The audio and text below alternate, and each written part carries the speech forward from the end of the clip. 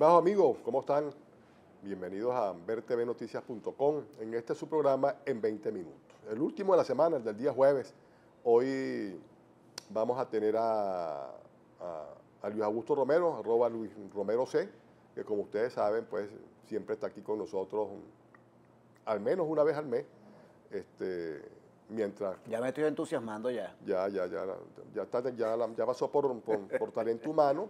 Ahí está Lo que gente. me falta es pasar por taquilla, porque no, pero Sí, no me han dicho nada, no me llega la cosa. Porque no has hecho el casting. Ah, no. Entonces, que hagas el casting. Yo tengo cierta experiencia en eso. Sabemos, no lo vamos a recordar porque aquí hay mucha gente joven que ve este programa y no recuerda aquellos tiempos. Bueno, hoy, como ustedes saben, lo deben haberlo visto en los medios de comunicación, ha sido ampliamente reseñado. Se celebran un aniversario más, se conmemora un aniversario más de la bomba de Hiroshima, allá en Japón, que puso técnicamente punto final a la Segunda Guerra Mundial, ¿no? Se produjeron, o hubo cerca de 60.000 muertos con el lanzamiento de la bomba, y al año siguiente, por consecuencia de esa misma explosión, se duplicó el número de fallecidos, lo cual pues alertó al mundo y lo sigue alertando hoy, es lo que claman incluso los propios japoneses, que hay que ponerle un fin a esta, carrera neonuclear, de modo tal de salvaguardar la vida del mundo, porque a fin de cuentas quienes sufren de todos estos, avances tecnológicos, por llamarlo así, es precisamente la humanidad. Y es la población civil, fue claro. la gran víctima del lanzamiento de la bomba atómica, tanto en Hiroshima como en Nagasaki, fueron los civiles que murieron allí en masa. Sobre el lanzamiento de la bomba atómica de 1945 y el posterior final de la Segunda Guerra Mundial, se ha escrito mucho. Hay actualmente un debate muy interesante sobre la pertinencia del lanzamiento de la bomba atómica por el gobierno de Truman, sobre si ya Japón se había rendido o se iba a rendir en los próximos días antes del lanzamiento de la bomba, si la bomba respondió a un interés político de los Estados Unidos para frenar las ambiciones de la Unión Soviética, que en ese momento se expandía por el norte. En fin, hay un debate que da para todo. En algún momento abordaremos el tema desde otra perspectiva, pero hoy se conmemora el lanzamiento de la bomba atómica y marca un inicio, una nueva faceta en los conflictos bélicos de la humanidad, que afortunadamente no se han repetido en el ámbito del uso de armas nucleares. Pues. Claro, yo hoy no he visto los medios de comunicación qué cosas han reseñado sobre el asunto, pero seguramente hay información abundante para que efectivamente lo que recomienda Luis puedan ustedes llevarlo adelante, informarse mucho más de estos asuntos. Pues, ¿no? Otro tema, rapidito que vale la pena, tocar, porque como ustedes saben, el gobierno anda muy activo con las OLP, ese fuerte reconocimiento a que perdió el control sobre el país, entonces tiene que liberarlo de manos de Lampa. Bueno, pero resulta que anda por ahí la OLP ya viajando por el país, creo que estuvo en Bolívar, creo que lo van a mandar para Nueva Esparta. Lo están moviendo, pues, están movilizando la Fuerza Armada en esas batallas que están dando por liberar al país de Lampa. Pero resulta que entonces, mientras están en el interior del país de Venezuela, resulta que aquí en el metro de Caracas hubo el secuestro, no sé si tomaron un vagón del metro y hubo un asalto pues colectivo, ¿no? Así fue, el lunes 3, hubo un atraco masivo en el metro de Caracas, a pesar de que la Gerencia de Relaciones Institucionales del metro salió desmintiendo, bueno, no desmintiendo. El argumento que ellos pusieron sobre el tapete fue que no habían heridos, que afortunadamente no hubo heridos en ese incidente. El argumento bueno, es que la costumbre que con todo acto de esta naturaleza produce una serie de muertos, siempre hay una violencia importante, aun cuando no haya habido un fallecido, eso de todas maneras es un acto violento, porque pone a la gente, en una circunstancia que no desea.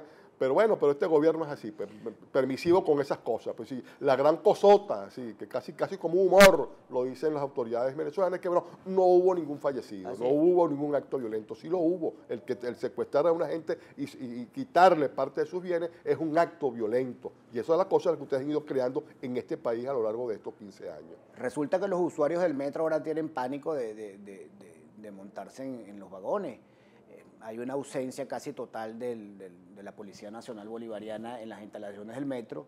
la gente que no le queda otra alternativa más que utilizar ese sistema de transporte, tomando en cuenta el deterioro global de todo el parque de transporte de superficie en Caracas y en las principales ciudades del país, tiene que optar por el metro, pero entonces eso se ha convertido en una guillotina para los ciudadanos.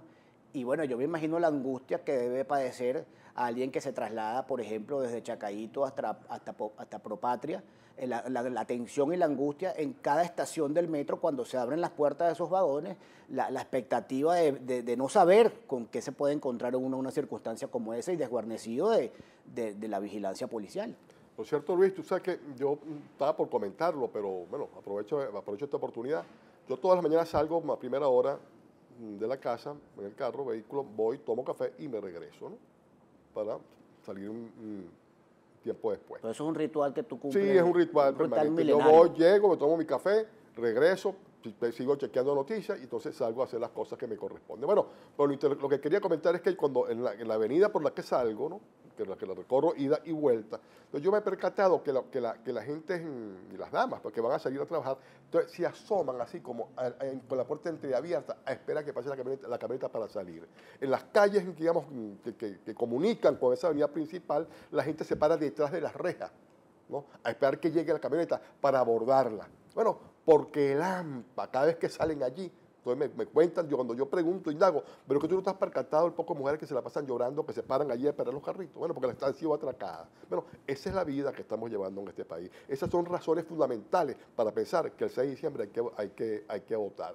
Pero hablando de eso y dejando el tema que siempre tocamos sobre la inseguridad, pero vamos a abordar otro que tiene que ver sobre el 6 de diciembre, o está conectado con él, que es el que tiene que ver con la judicialización de la política, que son los efectos que han tenido las prácticas que el gobierno ha ido instrumentando desde el Tribunal Supremo de Justicia sobre una serie de organizaciones políticas, de modo de hacerse un traje a la medida de cara a este proceso electoral.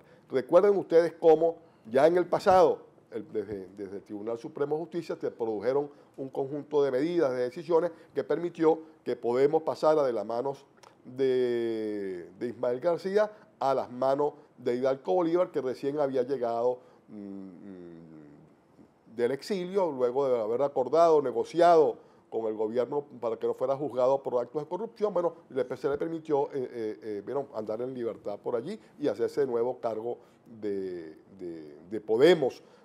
Y hoy día, pues, ese ciudadano que tanto acusó, uno que también está prófugo hoy de la justicia, que es el ICEA, hoy creo que es un candidato a diputado, creo no, es candidato a diputado por el PSV, por el estado de Aragua, ¿no? Cosa parecida también después ocurrió con el PPT, que también cayó en manos de los grupos, digamos, del TCJ, que también le quitó el partido a quienes efectivamente ejercían allí, digamos, las posiciones mayoritarias, pero entonces había que colocar ese partido en manos de aquellos que estaban arrodillados a los designios del poder, ¿no? Entonces, bueno, así ha habido casos, sí, ¿no? Sí. El gobierno nuevamente echa mano del TCJ, como un garrote político, para mediatizar digamos, el desarrollo avasallante, el crecimiento avasallante de la oposición. No solamente esos partidos que tú mencionas, también es el caso de Bandera Roja, que recientemente el TCJ intervino en esa organización, lo ha hecho varias veces, por cierto, y hoy hay como 2 o 3. Creo que en menos de 2 meses produjo 2 decisiones distintas. Y la última perla ha sido el caso Copey. De ahorita, sí, pues. Sí, el caso Copey, donde el TCJ se pronuncia descabezando a la dirigencia que fue electa en un proceso interno y designa allí unas autoridades que todos sabemos que son tuteladas por el gobierno, cuya única función era torpedear los esfuerzos que hacía la unidad por construir una maqueta electoral que respondiera a las exigencias del ciudadano, a las exigencias de cambio del ciudadano. Afortunadamente, en el caso de Copey, la Mesa de la Unidad actuó con rapidez, actuó con eficacia y puso un paréntesis, una cuarentena, por decirlo de alguna manera, Copey, hasta que ese problema problema interno no sea resuelto, pues Copey está, digamos, apartado temporalmente de la unidad. Me parece una solución extraordinaria en cuanto a la rapidez y en cuanto al contenido de la misma. Y en el caso del MEP también ocurrió algo parecido. tenía unas autoridades que tenían algunas diferencias bueno, con la práctica del gobierno, que se quería coger todos los cargos, como efectivamente se los cogió casi todo. Al final hubo un reparto allí como diría por allí, del pellejo, le entregaron a los partidos aliados. Y bueno, eso generó muchas molestias en el MEP, pero bueno, ahí estaba la mano, pues, digamos, diligente del Tribunal Supremo de Justicia para colocar eso en ciudadanos que fueran, digamos, sumisos a las decisiones del gobierno. Por cierto, pero además, Leo, antes que terminemos... no quiero, es que te quiero hacer una pregunta difícil, pero no importa, dale. No debemos bajar la guardia. Yo creo que esta instrumentación del TCJ como herramienta de coacción política va a seguir. De aquí al camino, de aquí al proceso electoral, que es el 6 esperamos sea el 6 de diciembre, tal como fue anunciado por el CNE, pueden y deben ocurrir nuevos atropellos por parte del gobierno. La Mesa de la Unidad tiene que estar alerta, y los ciudadanos en general tenemos que estar pendientes de esto, porque el gobierno no va a cesar en su afán de romper la unidad que ha construido la Mesa de la Unidad. En un principio el gobierno pensó que no iba a poder haber acuerdos en las planchas, lo hubo. Luego el gobierno apostó a que la tarjeta única no iba a ser potable, se montó la tarjeta única, la Mesa de la Unidad el día de ayer presentó sus candidatos, en fin. Mientras más nos acerquemos al proceso electoral del 6 de diciembre, en esa medida crecerá el miedo del gobierno y en esa medida actuarán en función, como dije, de sabotear el proceso unitario. Claro, pero fíjate, yo quería preguntarte, bueno, yo escribí en Twitter ayer que decía, sí, la MUT hizo todo lo que le correspondía hacer, presentó una oferta, digamos, global, un acuerdo nacional de consenso de cara al proceso electoral del 6 de diciembre. Debe la MUT entonces sortear las zancadillas que le impondrá el gobierno, pero también los francotiradores endógenos, porque los hay, y ya lo vamos a ver más adelante. Pero te quería preguntar por lo siguiente, yo creo que, no estoy seguro, pero te lo pregunto, por amor como es más de tu generación, puedes tener mejores notas, puedes tener mejores datos. Cuando tú haces esos preámbulos, vienes con una picardía. A ver, ¿qué me vas a preguntar? Creo que tú conociste en más detalle a este muchacho que llaman el cachorro, Pedro Pablo Fernández. ¿Cómo no? Sí. Bueno, pues es que me dicen que parte de estos negociados que se están ocurriendo por el caso de Copey, aparece este señor, que según me dicen es el nuevo mejor amigo del vicepresidente Arreaza. Y que entonces, cada vez que se aparece Eduardo Fernández, me digo, Pedro Pablo por Vías Volver, es porque lo he llamado Arreaza, vente para acá y el tipo se va casi que en pijama. Bueno, yo ¿qué te puedo decir? Yo compartí cámara, cuando estuve en la Asamblea Legislativa del Estado Miranda, Pedro Pablo también era diputado y compartimos la cámara en un breve tiempo, porque esa asamblea fue disuelta por aquella comisión que presidió David Lima, que atendió todo el tema del Poder de la Constituyente. En fin. Ahora, yo no tengo ninguna prueba. Pero era mañoso, era así. No, bueno, te puedo decir que yo en lo absoluto, yo no tengo ninguna prueba sobre ese comportamiento de Pedro Pablo Fernández, pero, ¿cómo puede uno no malinterpretar que el TCJ meta la mano dentro de un partido para jorungar a sus autoridades, más que jorungar, descabezar, y luego aparezcan ahí unos oficiantes como nuevas voceros de esa organización? Pero pienso que no aparece claramente Pedro Pablo, pero todo el mundo dice que está vinculado a todas esas decisiones. No, yo en lo personal no puedo afirmarlo ni negarlo, sencillamente estoy como todos los ciudadanos a la expectativa. Vamos a ver. Vale la pena, estimados amigos, que comentemos rápidamente, porque hay otros elementos, digamos, importantes de la semana que terminarán, digamos, de aclararse el fin de semana, que es la culminación del proceso de postulación de cara a las elecciones de diciembre, del 6 de diciembre de este año, ¿no? Pero tú mencionaste algo importante. ¿Cuál? Que la Mesa de la Unidad no solamente tenía que resolver problemas digamos, de la mala intención, sino es que para allá vamos. Problemas internos. Sí, claro, pero para allá vamos, por ejemplo, las postulaciones. Entonces, ¿qué quería decir yo con esto? No, fíjense que de todo ese esfuerzo realizado por la MUD, la cual, por supuesto, hay que aplaudirle, que agradecer. El país debe agradecer que la MUD, que en este caso le correspondió, así como le tocó la vez pasada a Ramón Guillermo Abreu, ahora le correspondió a Chugo Torrealba, permitirle a los venezolanos concurrir a un proceso electoral, digamos, donde todos se pusieron de acuerdo. Sin embargo, a pesar de todo ese esfuerzo que se ha hecho, siempre aparecen algunos francotiradores. Es decir, aparecen algunas inconsistencias de verdad que son incomprensibles. ¿no? Entonces, bueno, en estos días tuvimos una, y entonces, bueno, ahí hay varios elementos, yo lo decía ayer por Twitter, ¿no? Hay que tener mucho cuidado, y los medios deben tener mucho cuidado. Es decir, la señora María Corina, lamentablemente, el gobierno, como otros de esos instrumentos para impedir que los candidatos de la MUD puedan, digamos, ejercer sus funciones, salir a la calle, bueno, procedió a inhabilitarla, bueno, en una posición que por consenso de los partidos políticos pertenecientes a la MUD, es decir, a ese club de partidos que yo he llamado, decidió que en la circunscripción número 2 del Estado Miranda, ella fuera candidata por consenso. Bueno, ya está. Bueno, se le permitió a la señora intentar hacer los esfuerzos para postularse como candidata a la Asamblea Nacional. Le dijeron en la Junta o en el Consejo Nacional Electoral, ya no usted no puede postularse porque está inhabilitada. Y ahora ella procedió a cuenta no se sabe de qué cosa, ¿no? A decidir que una señora llamada Isabel Pereira, una académica... Muy respetable, por ¿no? cierto. Sí, cómo no, de ese dice, era su sustituta. Pero bueno, pero es que resulta que las cosas en la MUD no se resuelven de esa manera. En la MUD, para que ella fuera candidata en la circunscripción número 2, requirió del consenso de todos los partidos, incluso de un partido que yo llamaría OVO, que es 20 Venezuela, bueno, porque eso no germinó nunca. Pero ¿no? fíjate, Leo. Pero bueno, no podía la señora María Corina, y ella debe entenderlo, no podía ni debía hacerlo, no podía jugar adelantado, no podía entrampar a la MUD en una discusión sobre una candidata que a ella se le ocurrió entre gallos y medianoche de postular, cuando había un suplente como este muchacho de Voluntad Popular, Freddy Guevara. Fíjate, Leo, hay una cosa que hay que puntualizar, muy breve porque nos queda poco tiempo. La Mesa de la Unidad conforma 27 organizaciones.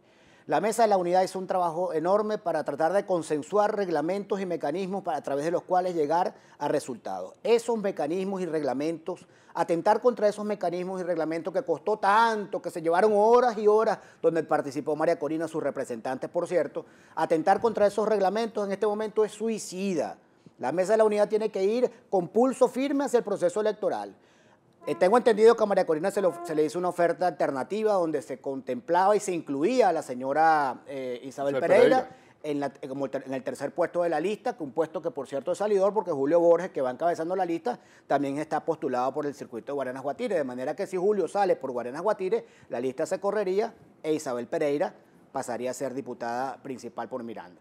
Pero además también se le ofreció el suplente detrás de Freddy Guevara, o sea, tendría un principal y un suplente. Pero en todo caso, más allá de esas puntualizaciones, es importante que la Mesa de la Unidad, contra viento y marea, mantenga sus estatutos de funcionamiento. Este no es momento de titubear, no es momento de dudar.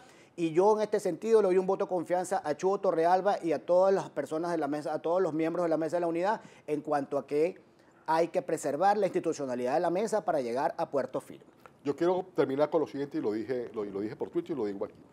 A los medios de comunicación en general, los portales digitales, porque la inmediatez los obliga a dar información, digamos, en el momento, pero también a los escritos, a los que salen al día siguiente. Bueno, los que buscaron la inmediatez anunciaron una decisión que no validaron, no fueron responsables al informar al país sobre el tema de esa postulación, pero también los escritos, que al día siguiente mantuvieron una información que no era verdad. Así que los medios deben entender que su obligación de construir una opinión pública debe intentar ser veraz, no pueden estar manipulando la información. Y eso es un dato que ustedes deben administrar con mucha seriedad para que efectivamente continúe habiendo credibilidad de parte de los medios de comunicación y que la población siga, por supuesto, consumiendo la información que ustedes transmiten a través de ellos. Bueno, queda Luis Augusto Romero, que como ustedes siempre saben, se nos presenta aquí o un jueves o un martes con un libro para que ustedes se dediquen el fin de semana a la lectura.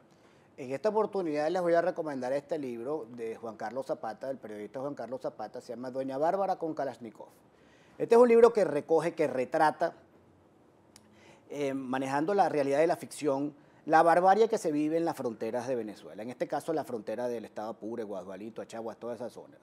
Lo que llamamos la Venezuela profunda. Está muy bien escrito, yo no lo he terminado, voy por la página 90, pero me ha parecido tan bueno, tan bien escrito, que me permito recomendárselo para que tengan una idea de lo que está ocurriendo allí, porque uno que vive en las ciudades por lo general no conoce a los avatares a los cuales están sometidos nuestros compatriotas en la frontera con el tema del paramilitarismo, con la guerrilla y la delincuencia en general de esa frontera que ha sido abandonada desde hace 16 años.